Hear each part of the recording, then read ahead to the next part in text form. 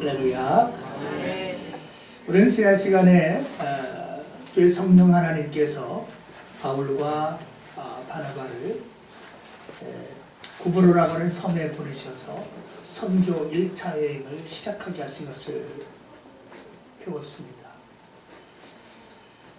그 섬에 일단 곳에 있는 영혼이라 할지라도 하나님께서 그 한 사람의 영혼을 귀히 여기시고 사랑하셨기 때문에 선지자들을, 이 선교사들을 그곳에 파송하신 것입니다. 구브로에서의 사역을 마치고 바울과 바나바는 어디로 갔는가 해서 보니까 오늘 13절 말씀을 보면 이 바보라고 하는 그곳에서 배를 타고 밤빌리아 지방에 있는 버가에 이르렀음을 알 수 있습니다.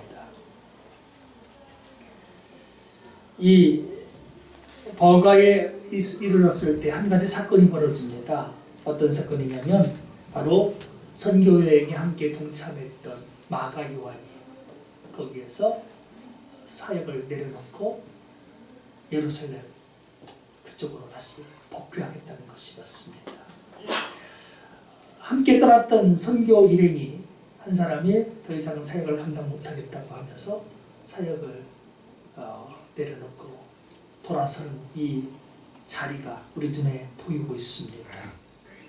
10절 읽어보면 바울과 함께 동행하는 사람들이 바보에서 배 타고 밤벨리아에 있는 버가에 이르니 요한은 그들에게서 떠나 예루살렘으로 돌아가고 떠나는 사람이 있는가 하며 또 우리가 그 14절에 보니까 그들은 버가에서 더 나아가는 사람도 있어요. 자, 마가 요한은 사역이 너무 힘듭니다. 더 이상은 못 해먹겠습니다. 돌아갈랍니다. 하고 예루살렘으로 복귀했고 바울과 바나바는 이러한 한 사람이 떠나는 상처가 있음에도 불구하고 하나님께서 자신들에게 주신 고유한 선교의 그 사명을 위해서 더 힘을 써서 나아가는 모습을 보여주더란 말이죠. 우리는 선교하다가 전도하다가 힘겨운 일이 있을 때 누구의 방식을 택합니까? 마가 요한은 힘겨울 때에 그 사역을 접는 길을 택했습니다. 다시 본국으로 돌아가서 예루살렘에서 거기서 그냥 신앙생활 해야 되겠다. 그렇게 마가 요한은 생각을 했는데 하나님께로부터 성령님께로부터 직접 지시를 받아서 선택을 입은 바울과 바나바는 어떤 상황에서도 그 사역을 멈추지 않고 더 힘있게 나아가는, 순종하는 그 길을 택했다고 하는 것이죠. 힘들고 어려운 일이 있을 때 사람들은 두 가지로 반응합니다. 그 일 때문에 일을 포기하는 경우와 일이 있음에도 불구하고 더 힘을 내어서 그 일을 더 고난 가운데서도 이루는 그러한 삶을 택하게 되는데 우리 성도 여러분, 우리는 인생 속에서 신앙생활을 하면서 주로 어떤 자리를 택하느냐 하는 것입니다. 모쪼록 바울과 바나바가 하나님 앞에 부르심에 순종하여서 자신의 사명을 끝까지 깨닫고 그 사명 길을 걸어갔던 것처럼 어떤 고난과 환난이 와도 주님의 길을 걸어갈 수 있는 복된 주의 백성들이 되시기를 주님 이름으로 부탁을 드립니다. 자, 마가 요한이 떠났음에도 불구하고 그들은 실족하지 아니하고 계속해서 선교 활동을 지속을 했습니다. 그래서 밤빌리아 이 버가라고 하는 곳에서 이제 그들은 더 깊숙이 내륙으로 들어가가지고 어디에 이르렀느냐, 바로 비시디아 안디옥이라고 하는 곳에 이르렀습니다. 잘 아시는 대로 바울과 바나바가 파송된 교회 또한 안디옥 교회입니다. 거기는 이제 수리아 안디옥이라고 부르고요. 같은 이름이기 때문에 구분하기 위해서 여기는 이제 비시디아 안디옥, 그리고 파송된 그 교회는 수리아 안디옥이라고 이렇게 부르게 되는 것입니다. 자, 비시디아 안디옥까지 하나님께서는 그들의 걸음을 인도해 주셨습니다. 이곳에도 선교된 대상들, 예수님을 전파해준 대상들이 많이 있었기 때문에 하나님께서는 오늘 이들의 발걸음을 이 안디옥까지, 피시디아 안디옥까지 인도하셨던 것입니다. 때로는 배를 타고 또 선교행을 가면서 또 때로는 육지를 또 통과하면서 아무리 많은 험난한 길이 있어도 그들은 주님께서 자신들에게 명하신 사명을 놓치지 않고 계속해서 걸어갔던 것입니다. 자, 피시디아 안디옥에 이르렀을 때에 바울과 바나바가 쉬지 않고 했던 일은 바로 회당에 들어가서 복음을 전파하는 일이었습니다. 14절 볼까요? 그들은 버가에서 더 나아가 피시디아 안디옥에 이르러 안식일에 회당에 들어가 앉으니라. 머나먼 그 백길을 통과해서 지금 버가까지도 왔었고 버가에서 또다시 피시디아 안디옥까지 이르렀는데 쉴 틈이 없잖아요. 계속 여행해야 되니까. 이 기나긴 여행 속에서 그들은 잠시라도 뭐 쉰다 한들 누가 뭐라 하겠습니까만 쉬지 않고 계속해서 어쨌든 복음을 전하기 위해서 힘을 쓰고 있는 모습을 볼 수 있습니다. 안식일에 회당에 들어갔습니다. 이 회당에는요, 유대인들 핍박을 피해서 그 이스라엘 땅을 떠난 유대인들이 회당에 다니고 있었고, 또 그 이방 지역에서 이제 하나님을 섬기기를 원하는, 하나님을 경외하는 이방인들도 이 회당에 있었습니다. 유대인들과 이방인들이 함께 혼재하고 있는 이 회당에 오늘 하나님께서 바울과 바나바를 인도해 주셨습니다. 이 회당에는 하나님을 갈망하는 사람들, 하나님 뜻을 알기를 원하는 사람들, 아직도 예수님에 대한 소식을 그러나 알지 못하는 사람들이 많이 있었습니다. 이들에게 제일 먼저 하나님께서는 이들의 발걸음을 인도하셔서 그들을 만나고 그들을 변화시키기를 원하셨다라고 하는 것입니다. 회당처럼 효율적인 장소가 없었어요. 예수님도 사역을 하시면서 회당에 한 번씩 들어가셨는데 오늘 이 사도들도 그렇게 또 회당에 가서 복음을 전파하기를 원했다라고 하는 것입니다. 자, 회당에 갔더니 어떤 일을 하고 있었습니까? 율법과 선지자의 글이 읽혀지고 있었습니다. 즉 성경 말씀 낭독이 먼저 있더라는 것이죠. 자, 15절 볼까요? 율법과 선지자의 글을 읽은 후에 회당장들이 사람을 보내어 물어 이르되 형제들아 만일 백성을 권할 말이 있거든 말하라. 자, 때마침 참 하나님의 역사하심이 얼마나 섬세한지 모릅니다. 먼 길을 여행해서 수리아에서부터 드디어 이 피시디아 안디옥까지 여기까지 섬을 통과해서 왔는데 여기에 회당에 딱 도착해 보니까 하나님의 말씀, 구약 성경 말씀이 딱 낭독이 되었어요. 그 다음에 그 회당을 주관하는 회당장이 이 낯선 바로 바울과 바나바에게 혹시라도 백성들에게 권면할 말씀이 있으면 하시라고 기회를 주더란 말이죠. 자, 이게 지금 회당장이 권하고 있습니다만은 바울과 바나바에게 복음을 전파할 수 있는 이 기회를 사실상 누가 준 겁니까? 하나님께서 주신 것입니다. 만약에 이들을 이제 낯선 곳으로 그런 나그네로 생각해서 만약에 이 교회가, 이 회당이 그들을 배척했더라면 이곳에서 복음이 들려지지 못했고 피시디아 안디옥에서의 구원은 이제 물거품이 되게 되겠죠. 그런데 하나님께서는 이 낯선 나그네인 이 사람들에게 복음을 전파할 수 있도록 회장장의 마음을 움직이셨습니다. 회장장이 볼 때에 두 사람이 새로 왔는데 범상치 않은 사람이 온 거예요. 사실상 우리가 잘 알다시피 바울이라고 하는 사람은 가말리엘 문화에서 뛰어난 율법을 공부했던 그런 수지 아니겠습니까? 바나바도 성품도 인품도 참 좋은 사람입니다. 준비된 일꾼이었습니다. 준비된 사람이었기 때문에 하나님께서는 파송을 했고 오늘 그들은 1차 선교여행을 지금 떠나와서 여기까지 온 것입니다.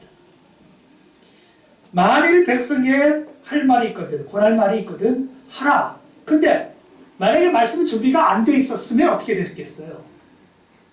복음을 전파할 수 있는 기회를 줬는데 전파할 수 있는 말씀의 그 총알이 준비가 안 됐으면 말씀을 전파를 못하게 되는 것입니다. 선교하러 왔는데 선교를 못하게 되는 것입니다. 그래서 항상 저희들은 하나님 앞에서 말씀을 증거할 수 있는, 전도할 수 있는, 선교할 수 있는 준비 태세를 갖춰야 하는 것입니다. 근데 그 준비 태세를 뭘로써 이룰 수 있느냐면 바로 말씀 자체로 이룰 수가 있습니다. 혹시 우리 형제들에게 권면할 말이 있으면 말하라. 권할 말이 있거든 말하라. 권면의 말이 있었어요. 하나님의 생명의 말씀, 진리의 말씀이, 예수님에 관한 말씀이 준비되어 있었어요. 그래서 지체하지 않고 바로 말하라고 할 때 바로 말해서 저들에게 예수님을 소개할 수가 있었던 것이죠. 우리는 여러 가지 봉사도 잘하고 여러 가지 섬김이나 탐찬을 잘하시는데 이 말씀에 대한 이 준비가 취약한 경우들이 종종 있습니다. 다른 걸 다 갖췄을지라도 말씀에 대한 충분한 준비가 없으면 복음을 전파할 수가 없습니다. 예수님께서 제자들에게 섬김의 훈련을 3년 동안 시킨 게 아닙니다. 바울이 그랬던 것처럼 천막을 만드는 일을 3년 동안 가르친 게 아니었습니다. 발을 씻기기 위해서 발은 이런 식으로 씻게 된다고 3년 동안 키운 게 아니었습니다. 예수님께서 3년 동안 주로 제자들에게 가르치신 일은 하나님의 말씀이었습니다. 그 말씀을 어떻게 선포하며 그 말씀을 어떻게 적용하는지 하나님의 말씀을 3년 동안 그들에게 양육을 시켜주셨습니다. 그래서 예수님이 죽으셨다가 부활 승천하신 이후에도 제자들은 하나님께 주신 말씀이 있었기 때문에 그 말씀을 다시 떠올려서 말씀을 계속해서 가르쳤습니다. 그래서 세계 복음화가 이렇게 빨리 일어난 것 아니겠습니까? 바울과 바나바도 말씀의 사람이었습니다. 저들은 준비된 말씀이 있었다는 것입니다. 오늘 우리 안에는 준비된 말씀이 있느냐라고 하나님께서 말씀하시는 것입니다. 말씀의 준비가 안 되어 있다면 이제부터라도 하나님의 말씀의 준비를 갖추셔야 하는 것입니다. 우리 주변에는 부지기수로 하나님의 말씀을 알지 못해서 그 말씀을 갈망하는 영들이 많이 있습니다. 그들에게 언제 어디서든 증거할 수 있는 생명의 말씀이 준비되어 있어야 하나님의 도구로 저희들이 쓰임받을 수가 있게 되는 것입니다. 자, 형제들아 만일 백성을 권할 말이 있거든 말하라 했을 때에 이 좋은 기회를 놓치지 않고 바울이 일어나서 생명의 복음을 드디어 증거합니다. 자, 16절 보세요. 바울이 일어나 손짓하며 말하되 이스라엘 사람들과 및 하나님을 경외하는 사람들아 들으라. 자, 이스라엘 사람들은 알겠죠. 같은 유대인 동족이죠. 이스라엘 백성들은 핍박을 피해서 여기까지 이제 이주해 온 사람들입니다. 자, 그런데 여기서 하나님을 경외하는 사람들은 누굴까요? 이방인들이지만 하나님을 이제 섬기기를 원하는 사람들로서 이들은 이방인을 의미하는 것입니다. 자, 이 회당 안에는 이방인이 있었고 이스라엘 백성들도 있었다고 하는 것입니다. 모든 사람들에게 균등하게 이 복음이 지금 증거되고 있습니다. 그들은 주인을 환기시키면서 들으라 말씀하셨습니다. 오늘 우리도 이 생명의 말씀을 말씀 속에서 듣는 영적인 귀가 열려질 수 있기를 주님의 이름으로 부탁을 드립니다. 자, 그러면 이제부터 선포하는 그 말씀의 핵심이 무엇일까요? 말씀의 핵심은 곧 예수 그리스도, 오늘 23절에 나오는 예수 그리스도, 구주 예수 그리스도였습니다. 이 구세주 예수님을 소개하는데 처음부터 바로 예수님을 얘기하면 사람들이 예수님이 어떤 분인가 잘 모릅니다. 이 예수님이 구약시대부터 하나님께서 약속해 오신 그러한 하나님의 언약의 그러한 대상이었다는 것. 하나님께서 그 신실한 약속을 이루셔서 구세주를 보내주신 사실을 이제 역사를 통해서 이제 증명하기 시작합니다. 우리가 그 내용을 마저 좀 살펴보겠습니다. 자, 17절 말씀인데요. 17절 한번 읽어볼까요? 시작. 이 이스라엘 백성이 하나님이 우리 조상들을 택하시고 애굽 땅에서 나라들인 그 백성을 높여 큰 권능으로 인도하여 내사. 자, 이스라엘 백성들과 그리고 이방인들에게 들으라 하면서 하나님께서 얼마나 신실하신 분이신지, 얼마나 더 긍휼과 사랑이 많으신지를 이제 말씀을 통해서 드러내기 시작합니다. 알다시피 이스라엘 백성들은 애굽에서 종살이를 400년간 했습니다. 400년 동안 힘겹게 종살이를 했지만 벗어날 길이 없었습니다. 자신의 힘으로 능력으로 벗어날 수 없었어요. 애굽에는 강력한 군대가 있었습니다. 그 당시 애굽은 강대국이었습니다. 이스라엘 백성들 군대 없었어요. 무기 없었어요. 그저 종살이하면서 매맞으면서 때로는 죽임당하면서 서러운 인생을 살았습니다. 우리에게 우리를 구원할 수 있는 자를 보내주십시오 라고 그렇게 그들을 울먹이면서 기도했습니다. 그때 하나님께서는 바로 모세라고 하는 선지자를 보내주셨죠. 또 인도자를 보내주셔서 이스라엘 백성들을 출애굽의 자리로 인도해 주셨습니다. 아시는 대로 하나님께서 10가지 재앙으로 애굽을 치셨고 애굽의 파라오 왕은 그 하나님의 권능에 두 손 두 발 다 들고 말았습니다. 이스라엘 백성들을 고사를 내보낼 수밖에 없었습니다. 군대의 힘으로 막을 수가 없었어요. 자신이 어떤 권위로도 막을 수가 없었습니다. 하나님의 그 권세는 애굽의 술사의 능력으로도 어떻게 해볼 수가 없었어요. 그 능력은 어느 누구도 범접할 수 없는 강력한 권능이시기 때문에 결국 마지못해서 다 내보냈습니다. 이제까지 자유가 없던 민족이 하나님의 은혜로 말미암아 자유를 입는 놀라운 은총을 얻었습니다. 그렇게 그들에게 자유를 주셨고 하나님은 이제 가나안 땅을 약속하셨는데 가나안 땅을 걸어가다가 그들이 하나님을 또다시 어떻게 해요? 하나님을 순종하지 않아요. 그래서 가데스 바네아에서 어떻게 합니까? 가나안 땅에 우리가 들어갈 수 없다. 그 땅에 들어가면 그 원주민 때문에 우리 다 죽는다. 그 거인족만 내면 다 죽는다. 결국 하나님이 우리를 죽이려고 여기까지 인도한 것 아니냐. 이러한 오해와 이런 불신앙을 가지고 그들이 살 때에 결국 하나님께서는 그들에게 40년 동안이나 이제 광야에서 고생의 길을 걷도록 그렇게 하나님의 진노가 이어지게 됐습니다. 자, 40년 동안 이스라엘 백성들을 이제 인도하시면서 온갖 고난을 다 그들이 겪어냈었죠. 그럼에도 불구하고 고난을 주시면서도 하나님께서 그들에게 생명을 주셨어요. 그들의 의복에 떨어지지 않게 그들이 필요할 때는 물을 주시고 만나를 주시고 때를 매출하게 해주시고 반석에서 물이 나오게 하시면서 한껏 마실 수 있도록 항상 역사해 주셨습니다. 때로 살아가면서 대적을 만났을 때는 대적을 다 하나님께서 또 면하여 주시고 하나님께서 얼마나 오랫동안 긍휼과 사랑을 나타냈는지 모릅니다. 자, 불신앙하던 그들을 끝까지 하나님께서 그래도 책임지시고 40년간이나 책임을 져 주셨습니다. 자, 그렇게 하시다가 드디어 가나안 땅, 약속의 땅, 그 가나안 땅으로 하나님께서 이스라엘 백성들을 또 인도하시기까지 포기하지 않고 계속해서 인도해 주셨죠. 가나안 땅에 있는 7개의 그 부족들, 가나안 족속들을 전부 멸하시면서 하나님께서 약속하신 대로 그들에게 땅을 분배해 주셨고, 그들은 450년 동안 이제 그 땅을 받기까지 그렇게 하나님의 사랑과 은혜를 입었던 것입니다. 애굽에서 400년 동안 종살이했고 40년 동안 광야 생활했고 10년 동안 여호수아 때부터 10년 동안 그 약속의 땅을 차지하느라고 또 시간을 보내서 450년의 시간이 흘러가게 됐습니다.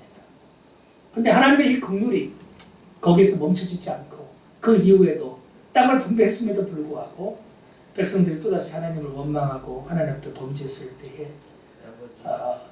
주변에 있는 나라를 통해서 이스라엘에게 사랑의 채찍을 주셨고, 또 이스라엘 백성들이 또 힘겹다고 살려달라고 하면 그때마다 사사를 세워서 또 그들을 도와주셨습니다. 마치 우리들이 여러 가지 하나님의 사랑을 입었음에도 불구하고 또다시 죄악을 저지르고 할 때마다 또 우리가 예수님의 보혈을 의지하면서 또 사해달라고 용서해달라고 기도하면 하나님께서 다시금 긍휼을 베풀어 주시는 것처럼 이스라엘 백성들이 그렇게 저희의 모든 삶을 미리부터 우리 답습하면서 그렇게 살았습니다. 자, 사무엘 때까지 사사를 주셨는데 왜 사무엘 때까지 사사냐면 사무엘 이후에 드디어 왕정이 세워지죠. 첫 번째 왕 사울왕이 세워지죠. 이제까지는 족장들이 이렇게 지도해 왔고 모세라고 하는 그런 지도자, 여호수아라고 하는 지도자, 그 다음에 뭐 사사들 했습니다만 아직 왕은 아니었어요. 드디어 왕의 시대가 열리더라는 것입니다. 자, 근데 이 왕을 구하는 것이 원래 하나님께서 뜻하신 것이었습니까? 아니면 사람들의 욕심이었습니까? 사람의 욕심이었습니다. 하나님이 그들의 유일하신 왕인데 이스라엘 백성들이 타락하다 보니까 주변 나라들이 그러하듯이 우리에게도 인간 왕을 세워주십시오 라고 요청했습니다. 이런 요구가 하나님 앞에서 부당함에도 불구하고 하나님은 결국 끊임없이 요구하는 그들의 음성에 귀를 기울여 주셨습니다. 그래서 왕을 뽑도록 허락하셨죠. 그래서 뽑힌 인물이 그 유명한 사울 왕이었습니다.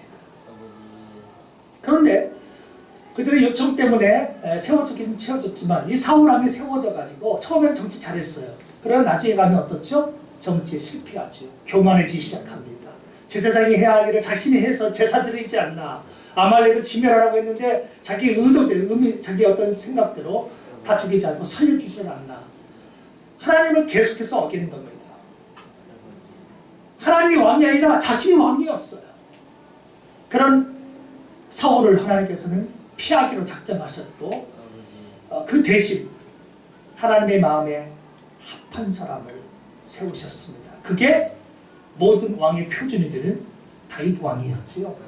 그 다윗 왕을 하나님께서 이제 세우시는데 22절에 보면 다윗을 왕으로 세우시고 증언하여 이르시되 내가 이새의 아들 다윗을 만나니 내 마음에 맞는 사람이라 내 뜻을 다 이루리라. 얼마나 다윗을 만나서 하나님께서 즐거우신지 기쁘신지 그 사람이 내 마음에 맞는 사람이라고. 이전에는 즉 하나님의 마음에 맞는 왕도 어떤 그런 사람도 아무도 없었어요. 오직 다윗만이 하나님의 마음에 맞는 사람이었다는 것입니다. 그래서 하나님께서 다윗과 언약을 맺었어요. 다윗과 장래 후손에게 복을 주겠다고 하는 그런 언약을, 장래 그 왕권을 견고하게 세워주겠다고 언약을 하셨는데 그 언약의 내용을 보면 그 왕위가 영원히 패하지 아니할 것이라고. 근데 생각을 해보세요. 다윗의 나라가 사실상 망했어요, 안 망했어요? 바벨론 때 망했거든요. 이스라엘의 이 다윗 왕의 후손 가운데 최고 마지막 왕이 누구였냐면 이제 시드기야였죠. 시드기야 왕이 바벨론 왕에 의해서 두 눈이 뽑혀버립니다. 뽑힌 채로 바벨론에 포로로 사로잡혀가요. 비극적으로 그래서 나라가 나중에 사라져버렸어요. 근데 하나님께서 말씀하신 것은 영원한 왕권을 얘기했거든요. 끝났는데 영원한 왕권을 얘기했단 말이에요. 그거 얘기는 뭐냐? 하나님께서 약속하신 그 내용은 육적인 어떤 그 다윗 왕의 후손의 그런 단순한 464년 동안 이어졌던 그 왕정을 얘기하는 게 아니라 메시아, 영원하신 왕.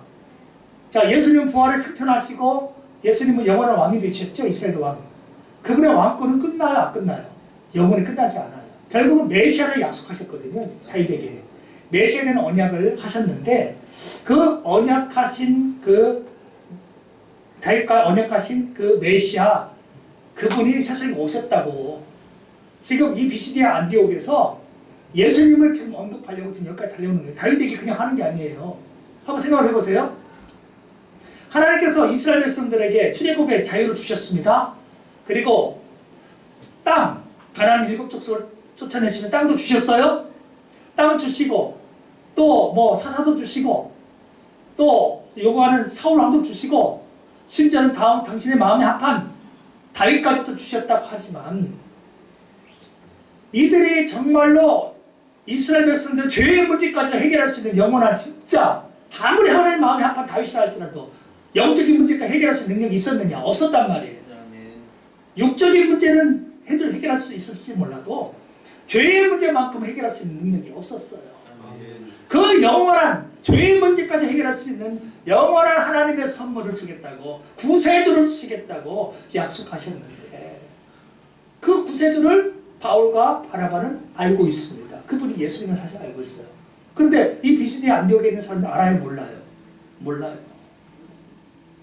이스라엘 백성들은 여전히 메시아는 아직 오지 않았다고 믿고 있는 거예요. 구약의 하나님이 약속하신 메시아가 이미 오셔서 십자가 죽으셨다가 부활하셔서 승천하셨는데도 불구하고 깜깜무소식입니다. 이 비시디 안디옥에 있는 유대인에게 예수님을 소개해만 했었어요. 그리고 그 이방인에게도 예수님이 그냥 예수님이 아니라 구약시대부터 하나님께서 신실하게 약속해 오셨다. 그분, 하나님의 뜻을 다 이룰 수 있는 유일한 분으로서 그들에게 예수님을 소개하고자 하셨다고 하는 것입니다. 여기 말씀에 보면 이런 말씀이 있잖아요. 아까 22절에 보면 내 뜻을 다 이루리라 했는데 예수님께서 십자가 숨기실 때 무슨 얘기 하셨죠? 다 이뤘다고 말씀하셨습니다. 우리 인간 중에 죽기 전에 다 이뤘다고 선포한 사람 저는 이제까지 들어본 적도 만난 적도 없습니다. 온 세상에 있어서 유일하게 하나님 뜻을 다 이뤘다고 선언한 분은 예수 그리스도밖에 없어요. 다윗도 그런 소리 못했어요. 그러나 내 뜻을 다 이루라 했거든요.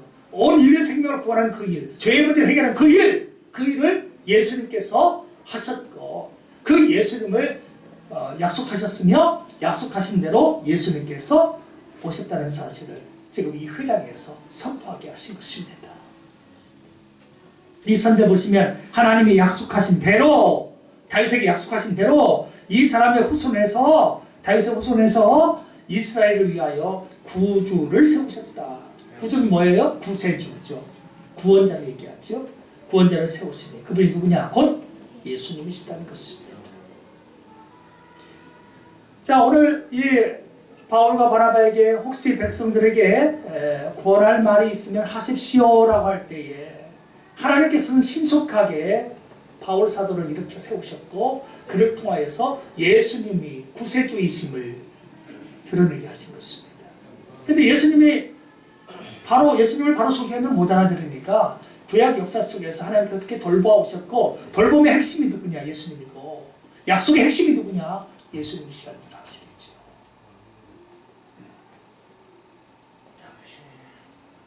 하나님의 약속대로 예수님은 오셨다라고 하는 것입니다. 구약에서 그렇게 눈이 약속하셨던 메시아 그분이 예수님이라는 사실을 오늘 이곳에서 공개했다고 하는 것입니다. 선교하는 데 있어서 항상 그들의 메시지의 핵심은 예수 그리스도셨습니다. 우리도 우리의 일상생활에서 항상 복음을 증거할 때 예수님이 나의 입술 속에서 늘 터져나와야 될 것입니다. 가끔 전도를 나갔는데 예수님은 사라지고 나의 과거의 이력만이 나의 된다든지 나의 고생담, 나의 어떠한 추억 그것만 얘기한다든지 예수님이 사라진 것은 전도가 아닙니다. 예수님이 없는 것은 선교도 아닙니다. 다른 건 다 없어져도 좋지만 예수님이 반드시 드러나야 하는 것입니다. 특별히 예수님이 어떤 점을 부각해 주느냐 그분이 하나님께서 약속하신 그 우리가 기다리고 있는 메시아라는 사실, 구원자라는 사실을 드러내야 하는 것입니다. 바울과 바나바 오늘 어떤 역경이 있어도 심지어 자기 동료 중에 한 사람이 돌아갔어도 포기하지 않고 성령님의 뜻에 순응해서 비시디 안디옥에 왔고 이곳에서 하나님께서는 수장자의 마음을 움직여서 준비된 메시지를 전하라고 할 때 망설이지 않고 예수 그리스도 중심의 설교를 지금 했다라고 하는 것입니다. 그래서 이 설교를 듣고 나서 비시디아에 있던 사람들의 영혼이 돌아서기 시작했습니다. 항상 예수님의 이름이 증거되는 곳에서는 생명이 살아나는 역사가 구원받는 역사가 나타나게 되는 것입니다. 아멘. 사랑하는 성도 여러분, 오늘도 우리가 이 말씀을 동일하게 보고 있습니다만